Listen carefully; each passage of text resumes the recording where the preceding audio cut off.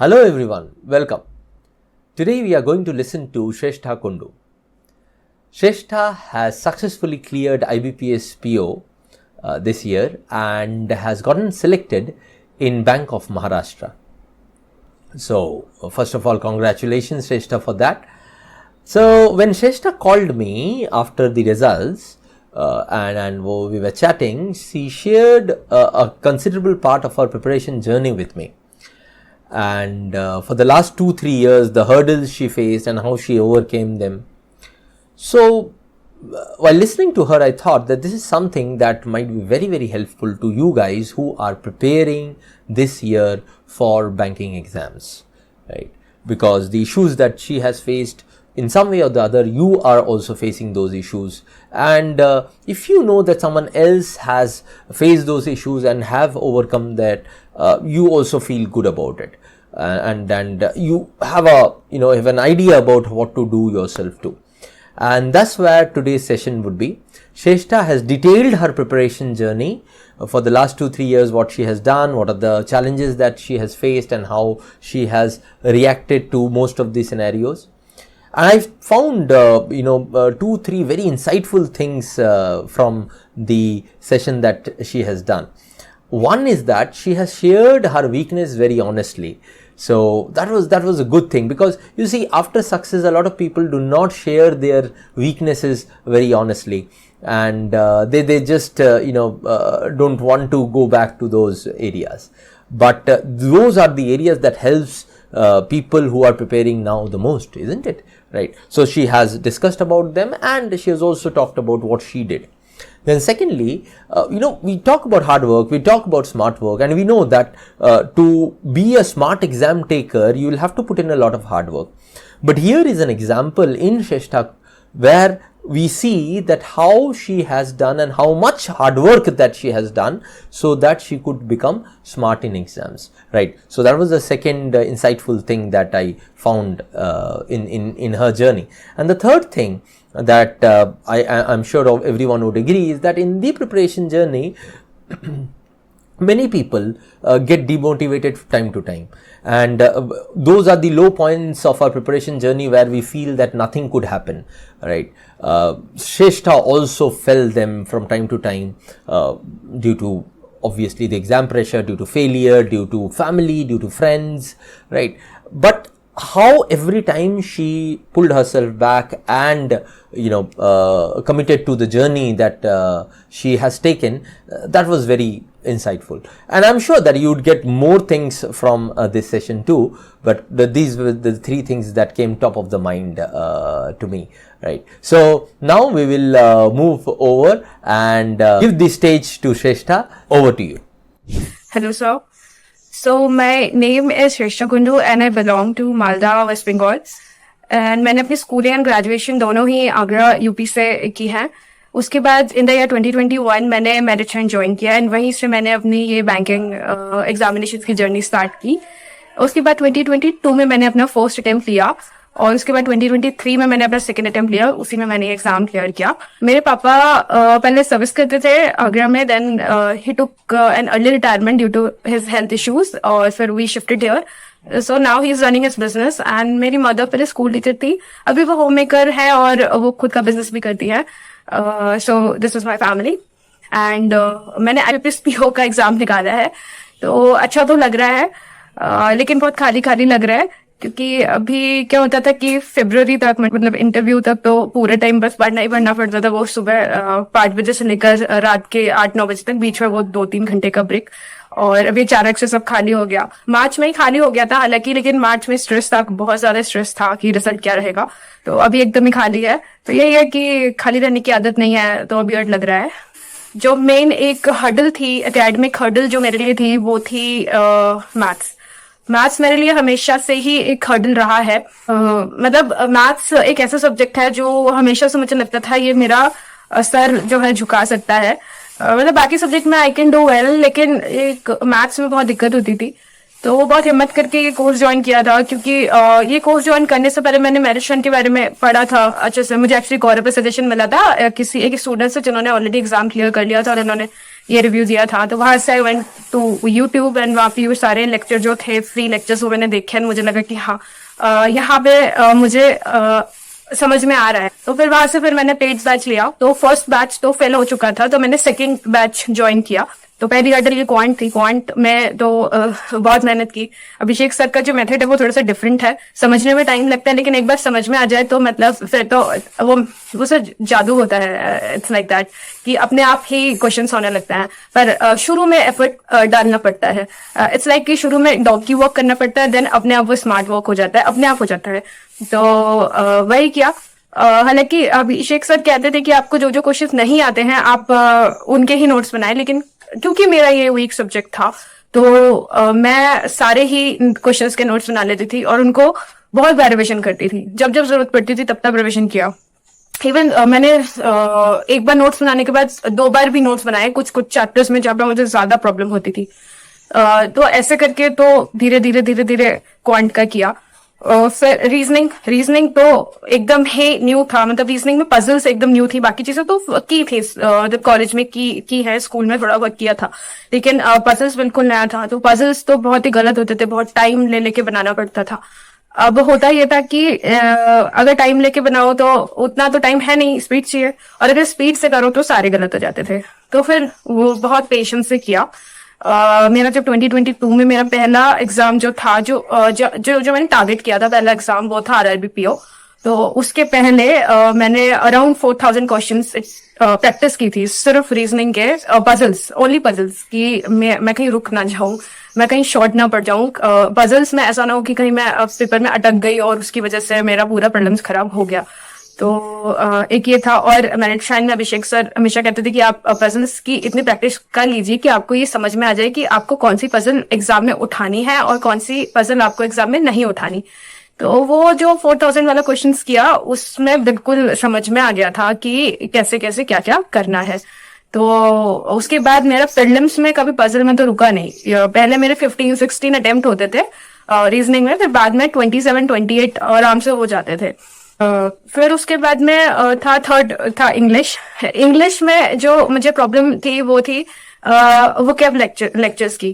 तो मेंशन में प्रोवाइड किया जाता है लेक्चर्स, वोकैब के लेक्चर्स प्रोवाइड किए जाते हैं, तो वो हमें करने होते हैं एक एक करके। मैंने सारे किए थे एंड नोट्स बनाए थे, तो मेरी 3 कॉपी तो पूरी फिल हो गई थी। सो एक बार तो कर लिया, लेकिन एक बार करना इज नॉट सफिशिएंट, क्योंकि एक बार करके आप भूल जाओगे तो आपको बार बार करना पड़ेगा। तो रिवीजन एक मेजर पार्ट था। और जब भी मैं रिवाइज करती थी उसमें क्या होता था कि प्रोक्रेस्टिनेशन हो जाता था कि ऐसे मैं अपना सेट करती थी मैं कि आज 5 पेज रिवाइज करने हैं और इन 5 पेजों को 3 दिन कंटिन्यू रिवाइज करना है, और फिर 3 दिन बाद फिर नेक्स्ट के 5 पेज उठाने हैं। तो ऐसे करके एक एक कॉपी खत्म करने में बहुत टाइम लगता था। लेकिन इसका फायदा ये हुआ कि एग्जाम में मेरे वोकैब कभी गलत नहीं हुए। मतलब इंग्लिश में हमेशा स्कोर अच्छा आया, प्रीलिम्स में भी, मेंस में भी। ऐसा नहीं है कि जो सर वर्ड कराते थे वो सारे ही फंस जाएंगे, लेकिन उसका एक बेनिफिट ये था कि मोस्ट ऑफ द वर्ड्स आते थे पेपर में। और अगर हम पढ़ के नहीं जा रहे हैं ना, तो हमें ऐसा लगता है कि पता नहीं क्या आएगा पेपर में, हो सकता है हमें ना आए, पर उन वर्ड्स को करके कॉन्फिडेंस आ जाता था कि अब कुछ भी आ जाए मैं तो कर लूंगी। तो इसीलिए मतलब मैं उनको ऑल्टरनेट डे पे एक डायरी थी मेरी, मैं उसमें लिखती थी कि आज ये करना है, Day 1, Day 2, Day 3 करके लिखती थी, और फिर उसमें मैं अपना रिवाइज करती थी।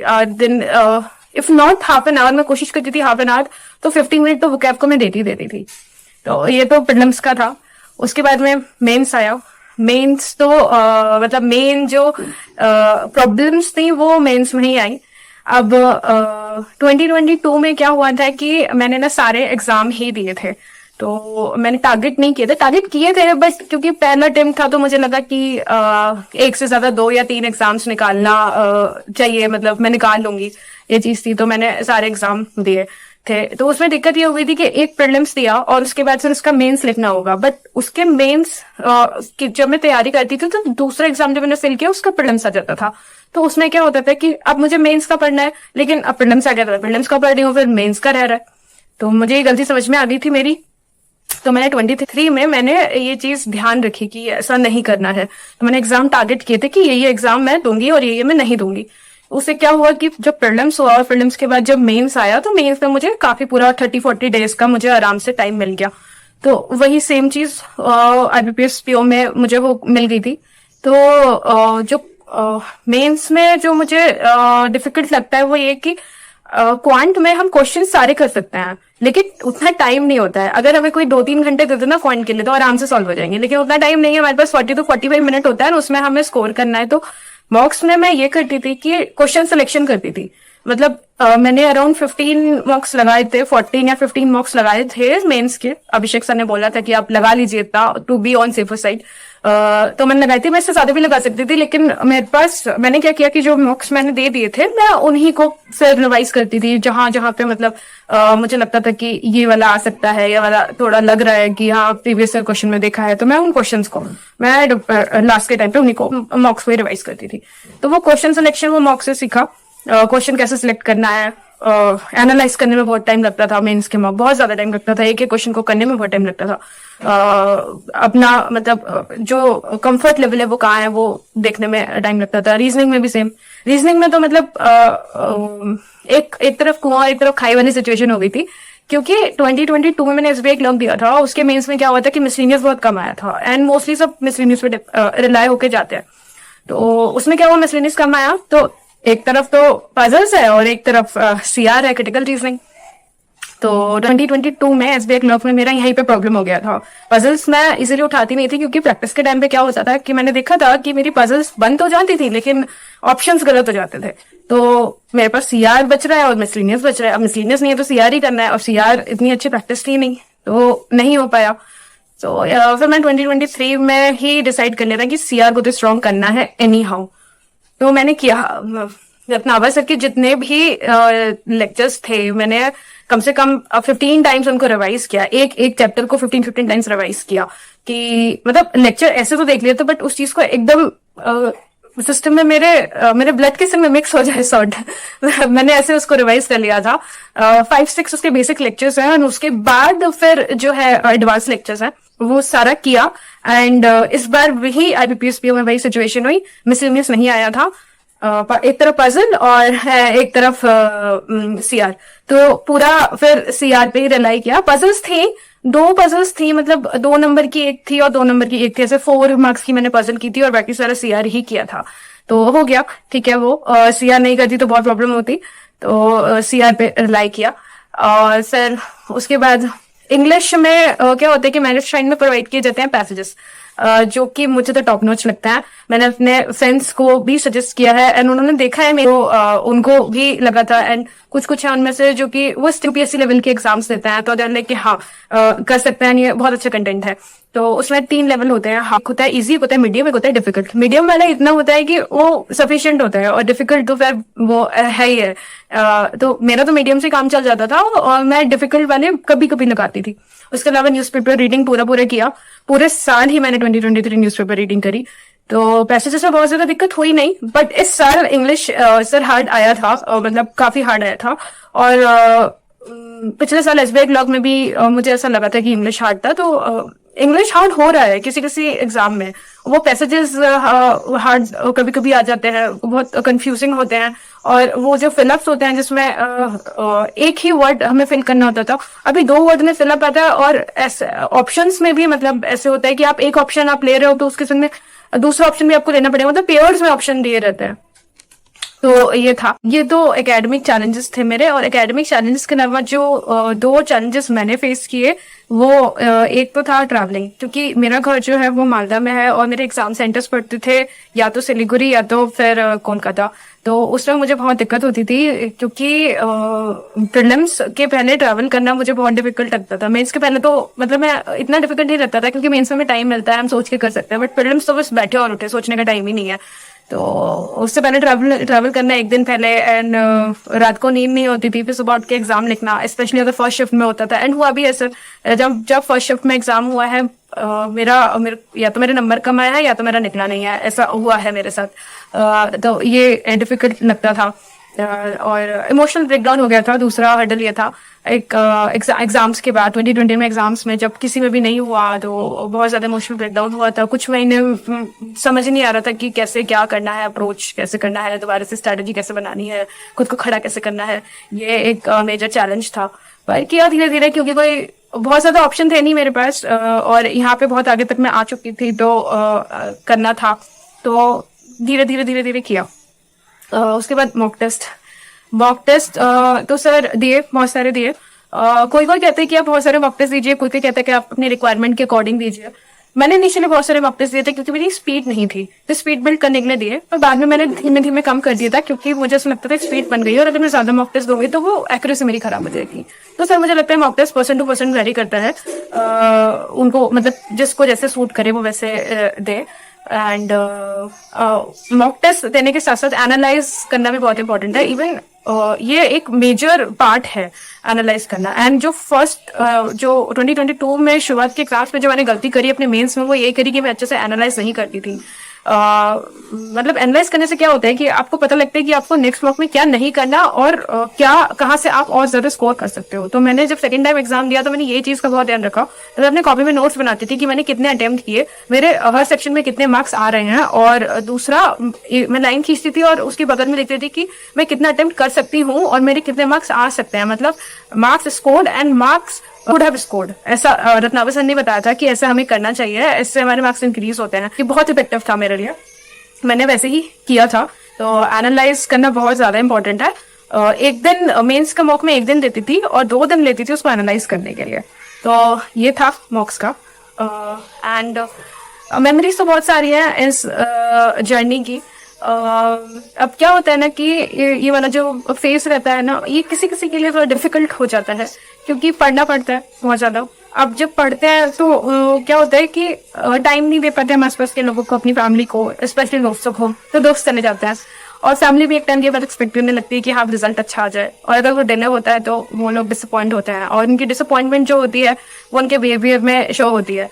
मुझे लगता है वो सब करना नहीं चाहते पर हो जाता है, ह्यूमन नेचर है, तो ये है। एंड कुछ दोस्त बने बहुत अच्छे मैरिज शाइन पे, कुछ लोगों से भी कांटेक्ट है, कुछ लोगों से नहीं है। एक दोस्त है जिन्होंने जो मैरिज शाइन में ही थे, उन्होंने 2022 में उन्होंने सिलेक्शन लिया था, उन्होंने मेरी बहुत हेल्प की, उन्होंने बहुत छोटी छोटी चीजें बताई थी जिससे मेरे क्लरिकल के प्री क्लियर होते थे, क्योंकि क्लरिकल के प्री में बहुत ज्यादा अटेम्प्ट करना होता है, मतलब 95-96 तो करना होता है, 90 तो करना ही होता है अगर क्लियर करना है तो वो उनके टिप्स बहुत काम आते थे, वो छोटी छोटी चीजें बताते थे। सर उन्होंने जीके में बहुत हेल्प की थी, मतलब हेल्प एज वो उन्होंने बताया था कि कैसे कैसे मुझे करना है, क्योंकि उनके भी जीके में बहुत अच्छे मार्क्स आए थे। तो पहले मैं 2022 में पहले पीडीएफ पढ़ती थी, फिर मैंने क्या किया कि मैंने देखा कि नहीं पीडीएफ से नहीं हो रहा है, क्योंकि पीडीएफ से क्या होता था कि बस ऊपर ऊपर का न्यूज याद रहता था, और आजकल जीके क्या हो गया इन डेप्थ में पूछा जाता है, वो रट्टाफिकेशन वाला जीके नहीं है। तो फिर वीडियो से क्या हुआ, जो फायदा मुझे हुआ वीडियो से वो ये कि जो टॉपिक्स मुझे समझ में नहीं आते हैं, बहुत सारे ऐसे फाइनेंशियल टॉपिक्स होते हैं, फाइनेंशियल ही टॉपिक्स ऐसे होते हैं, बाकी तो जनरल जीके समझ में आ जाती है, उसमें बहुत सारे टर्म्स ऐसे होते हैं जो समझ में नहीं आते, लेकिन आप वीडियो अगर देखे, मतलब मैंने तो किया वीडियो देखे, मैंने उस चीज को समझी। इवन जब मैं पढ़ाई नहीं करती थी, नॉर्मली भी ऐसे फोन यूज करती थी, स्क्रॉल करती थी, तो उन चीजों के बारे में मैं देखती थी कि हाँ क्या है न्यूज में, क्या चल रहा है, तो हमेशा रिलेट करके मैं रखती थी कि क्या है, न्यूज़पेपर में भी देखती थी। तो इन सब की वजह से फाइनेंशियल न्यूज बहुत अच्छे से समझ में आने लगी थी एक टाइम के बाद। तो और वो इंटरव्यू में बहुत हेल्प किया। फाइनेंशियल न्यूज क्योंकि समझ में आती थी, तो मैंने पूरे सारे नोट्स अपने आप बनाए थे। इस बार इंटरव्यू के लिए टाइम भी मिल गया था, अराउंड 2 मंथ्स मिल गए थे, तो मैंने पूरे सारे अपने नोट्स बना दिए थे और पूरा फाइनेंशियल अवेयरनेस था, और मुझे बहुत ज्यादा मेहनत नहीं करनी पड़ी थी कि समझ में नहीं आ रहा, क्योंकि अगर समझ में नहीं आता है और फिर आप नोट्स बनाते हो तो बहुत दिक्कत होती है, और अगर समझ में आता है फिर आप ढूंढ के नोट्स बनाते हो तो मेहनत होती है, बट सारे पता होती है कि हमें क्या करना है और क्या नहीं करना, ये पता होता है। तो ये था, ये जरूरी है। उसके अलावा सौरभ कुमार द्विवेदी, उन्होंने मेरी बहुत हेल्प की मॉक इंटरव्यूज में। उन्होंने एंड कीर्ति ने, हम तीनों मिलके मॉक इंटरव्यूज करते थे, तो वो मुझे बताते थे कि मुझे क्या क्या करना चाहिए, मुझे क्या, मतलब जब प्रैक्टिस करते थे तो वो मुझे बताते कि ये चीज तुम्हारी खराब है, इसको मत करना, ये चीज तुम्हारी अच्छी है, इसको मेंटेन करना। तो ये बहुत हेल्प किया, क्योंकि आपने बताया था मतलब कि जो इंटरव्यू है वो हमें अपनी तरफ ड्राइव करना है, तो ये प्रैक्टिस करके ना ये सीखा था कि कैसे इंटरव्यू को अपनी तरफ ड्राइव करना है। तो ये मेमोरीज है यहाँ की।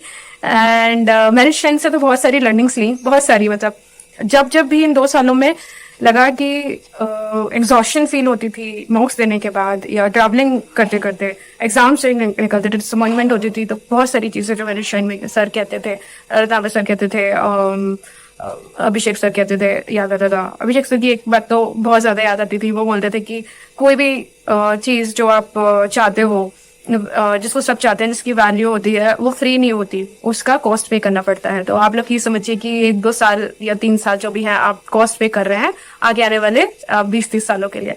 तो ये चीज़ हमेशा याद रही। उसके बाद सर रतबा सर से तो बात भी हुई थी मेरी। जैन में रिजल्ट बहुत डिले था, तो उनके संग मैंने एक वीडियो सेशन किया था।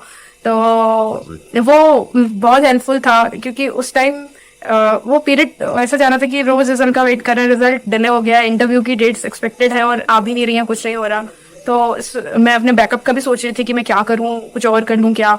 तो मैंने सर को जब ये सब बताया तो सर ने मुझे डायरेक्शन दी कि बैकअप, जब उन्होंने मेरे स्कोर सुने, उन्होंने बोला कि नहीं आप जो है एक अपना फेयर अटेम्प्ट दीजिए, आप काफी आगे तक आई हैं, कर सकती हैं, और बैकअप का सोच भी रही है तो 2-4 घंटे का दीजिए। उसके बाद जो है अब मेजर जो ज्यादा से ज्यादा टाइम जो है आप कोशिश कीजिए कि इसी में दीजिए।